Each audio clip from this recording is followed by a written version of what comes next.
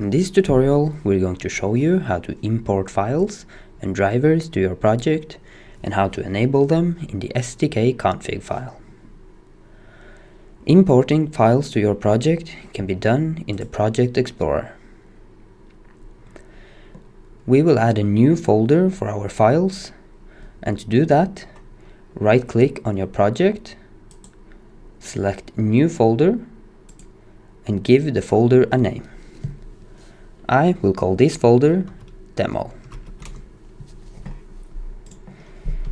If you want to add files to our new folder, right-click on it and select Add Existing Files. Now we just have to go to the file location and choose the file we want. I've created a test.c file in our project folder that I will import to my project. Now we can see that our test file has appeared in our demo folder. You can also create new files directly in SEGGER Embedded Studio. Right-click on your demo folder and select Add New File.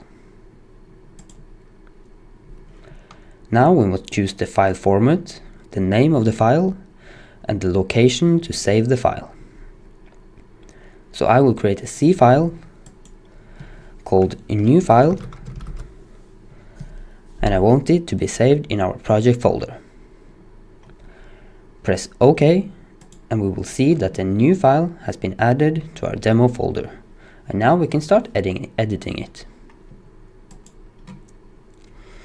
You can also remove the folder that we created by right-clicking on it and choose Remove.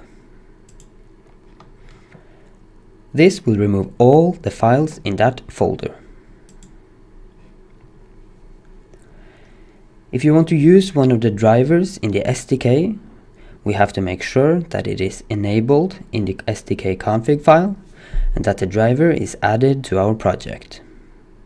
For example, if you want to use the PWM driver, we have to check if it is enabled and added to our project. To check if the driver is enabled in the SDK config file, we open it using the CMSIS configuration wizard. Expand the NRF drivers and check if the PWM driver is enabled. As we can see, this is not enabled, so click the checkbox to enable it. Save the changes, return to SEGGER Embedded Studio, and reload the SDK config file.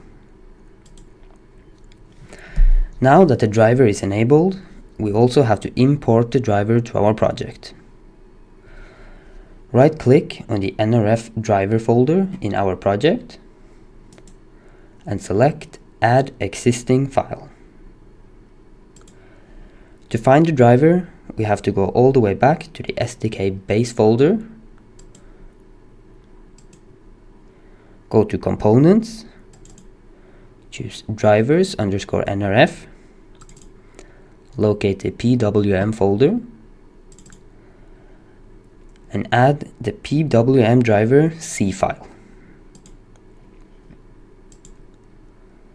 Now that the driver is added and enabled, you can start using it in your application. In a previous video, we showed you how to install and edit the SDK config file using the CMSIS configuration wizard. The SDK config file can also be changed directly in your editor. When you open your SDK config file, you can see all of the content listed in your editor. However, the SDK config file can be quite complex and hard to navigate. A tip to make it easier to find what you're looking for is to open View and select Code Outline.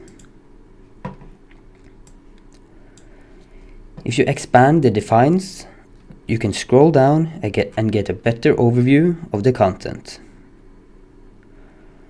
You can also use the search function